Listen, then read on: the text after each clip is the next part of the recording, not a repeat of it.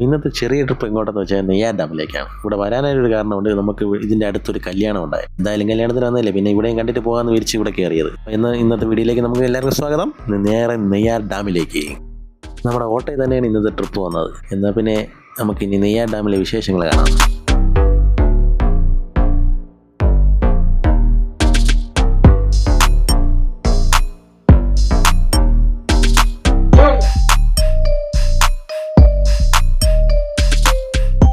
ഇന്ന് അവധിയായിട്ട് നമ്മൾ എവിടെയാണ് വന്നത് മക്കളെ?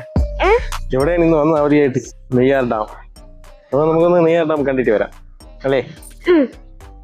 ഇതിൻ്റെ അകത്ത് തന്നെ വണ്ടി പാർക്ക് ചെയ്യാനുള്ള സ്പേസ് ഒക്കെ ഉണ്ട്. നമ്മൾ പിന്നെ അതിൻ്റെ അകത്ത് തന്നെ പാർക്ക് ചെയ്ത ശേഷം നേരെ നമ്മൾ നെയ്യാർ ഡാമിലേക്ക്. അതാണ് ടിക്കറ്റ് ചാർജ് നിരക്ക്. അപ്പോൾ നമ്മൾ നേരെ നെയ്യാർ ഡാമിൻ്റെ അകത്തോട്ട് പോവുകയാണ്. ഇതൊക്കെ പണ്ട് നമ്മൾ സ്കൂളിൽ നിന്ന് ടൂർ കൊണ്ടുവന്ന സ്ഥലമാണ്. സ്വിമ്മിങ് പൂളിലൊക്കെ ഈ ഭാഗത്താണ്. ഇതാണ് നമ്മളെ വ്ളോഗിൽ ഉള്ള നമ്മളെ ഗൈഡാണിത്. ഒരു ഗൈഡ് 1500 രൂപയാണ് വാങ്ങുന്നത് ഒരാളതിൽ. അപ്പോൾ നമ്മൾ നേരെ ഡാമിൻ്റെ സൈഡിലോട്ട് എത്തിയിട്ടുണ്ട്.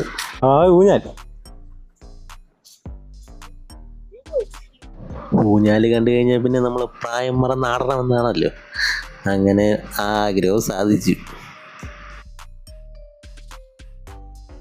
യെസ്, അങ്ങനെ നമ്മൾ ഡാമിലെത്തിയിട്ടുണ്ട്. ഡാമിൻ്റെ സൈഡിൽ തന്നെ ഒരു ചെറിയ വെള്ളച്ചാട്ടമാണ്. പക്ഷേ ഇത് അവർ തന്നെ ഉണ്ടാക്കി വെച്ചിരിക്കുന്ന ഒരു വെള്ളച്ചാട്ടമാണ്.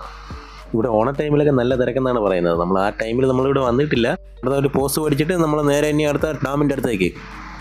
നമ്മൾ ആ കനാലിലൊക്കെ വെള്ളം കുറയുമ്പോൾ ഇതൊക്കെ തുറന്നങ്ങ് വിടും. തുറന്ന് വിട്ട് കഴിഞ്ഞാൽ ഈ പാലത്തിൻ്റെ സൈഡിലൊന്നും നമുക്ക് നിൽക്കാൻ പറ്റില്ല. അങ്ങോട്ടൊക്കെ അടിച്ച് കയറും. ഇതുപോലെ പറഞ്ഞാൽ അപ്പുറത്തുമുണ്ട്.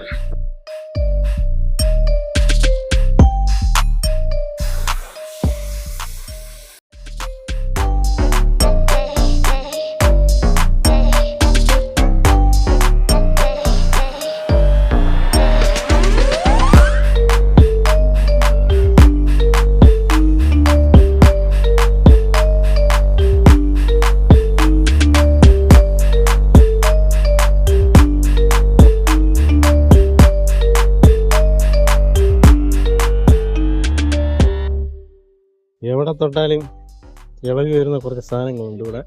ഇതുപോലെ നല്ല ഹെവി പടിയൽസ് ഉണ്ട് ഒക്കെ കയറാനായിട്ട്. വലിയ മെയിൻ്റെനൻസ് ഒന്നുമില്ല. അതുകൊണ്ട് കുറച്ച് എല്ലാം പഴകി ഇരിപ്പുണ്ട്. എങ്ങനെ മെയിൻ്റെനൻസ് ചെയ്യും? കുറേ ഏക്കറുകൾക്ക് സ്ഥലങ്ങളൊക്കെ അല്ലേ, അതിനുള്ള ആൾക്കാരൊക്കെ വേണമല്ലോ. നമുക്ക് ഇഷ്ടം പോലെ സ്റ്റാച്ചുകൾ കാണാൻ പറ്റും. അതിവിടുത്തെ ഒരു ഹൈലൈറ്റാണ്. ഇത് പുതിയതാണെന്ന് തോന്നുന്നു. മറ്റേ അതൊക്കെ നമ്മുടെ പഴയ സ്റ്റാച്ചുകൾ തന്നെയാണ്. ഈ സ്റ്റാച്ചുവിനൊക്കെ ഓരോ കഥകളുണ്ട്. പണ്ടൊക്കെ ഇവിടുത്തെ പാറയൊക്കെ പൊട്ടിച്ചാണ് ഈ ഡാമൊക്കെ നമ്മൾ കെട്ടി. നമ്മളല്ല, ഈ ആൾക്കാരൊക്കെ. കഥകളിയുടെയൊക്കെ പ്രതിമയൊക്കെ ഇവിടെ സ്ഥാപിച്ചിട്ടുണ്ട്. ഓരോ പ്രതിമയ്ക്കും ഓരോ കഥയാണ്. ഡാം വീക്ഷിക്കുന്ന ഒരു ഓഫീസറിൻ്റെ പ്രതിമയാണ്. ആന ക്ഷേത്രമൊക്കെ ഉണ്ട്. ശ്രീ ബാലസുബ്രഹ്മണ്യ സ്വാമി ക്ഷേത്രം. കുറച്ച് കാലങ്ങൾക്ക് മുമ്പെല്ലാം അവിടെയൊക്കെ കര നമുക്ക് കാണാൻ പറ്റുമായിരുന്നു. ഇപ്പം ഇവിടെ എല്ലാം കംപ്ലീറ്റ് വെള്ളം നിറഞ്ഞിട്ടുണ്ട്. ഇതാണ് നമ്മളെ നെയ്യാർ ഡാമിൻ്റെ മുകൾ ഭാഗം. നമ്മൾ താഴ്ന്ന് കണ്ടതിൻ്റെ മുകളിൽ കൂടെ ഒരു വഴിയും കൂടി ഇട്ടിട്ടുണ്ട്. കാലപ്പഴക്കമുണ്ട്. ഇവിടെ നമ്മൾ നേഹരമൊക്കെ നമുക്കവിടെ കാണാം. Lion safari park. എല്ലാ ഫോണ്ടുകളും ഇപ്പോൾ ഇല്ല അവിടെ. നല്ല വലിയ ചെയിൻ. ഇതിൻ്റെ അകത്ത് കയറി കുത്തി കുറിച്ച് വയ്ക്കുന്ന ആൾക്കാരാണ് സമ്മതിക്കുന്നത്. 1.5 ചെയിനാണ്. നമ്മൾ താഴ്ന്ന് കണ്ട ഷട്ടറിൻ്റെ മുകൾ ഭാഗം. പുളിയിൽ നിന്ന് നമ്മുടെ ഡാമിൽ നിന്ന് വരുന്ന വെള്ളത്തിൻ്റെ ഒഴുക്ക്. ഒരിക്കലും മാറാത്ത കുറേ ശീലങ്ങൾ. ഇതിൻ്റെ പേര് വല്ല എഴുതി വയ്ക്കാനുള്ളതിന് പകരം ഇവിടെയൊക്കെ വേറെ വലുതൊക്കെയാണ്. അഖിൽ ലവ് രേവത്. എന്തിനാണ് ഒരു പേര് എഴുതി അതൊക്കെ നാശമാക്കി വെച്ചു. ഇതൊക്കെ എന്ത് സുഖം കിട്ടണമെന്ന് ഇങ്ങനെയൊക്കെ എഴുതി വെക്കും. ഫുള്ള് വരും എഴുതി വൃത്തികളാക്കി വെച്ചു.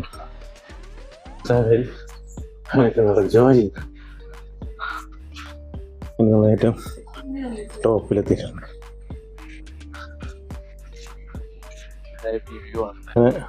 പടി കയറി തളർന്നു നമ്മൾ റെസ്റ്റ് ചെയ്യാനല്ലേ?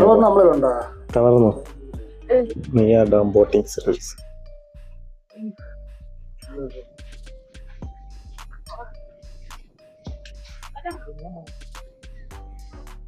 ഈ വീഡിയോ ഇഷ്ടമായ ലൈക്ക് ചെയ്യുക, കമന്റ് ചെയ്യുക, സബ്സ്ക്രൈബ് ചെയ്യുക. എന്നാൽ പിന്നെ ഓക്കെ ബൈ.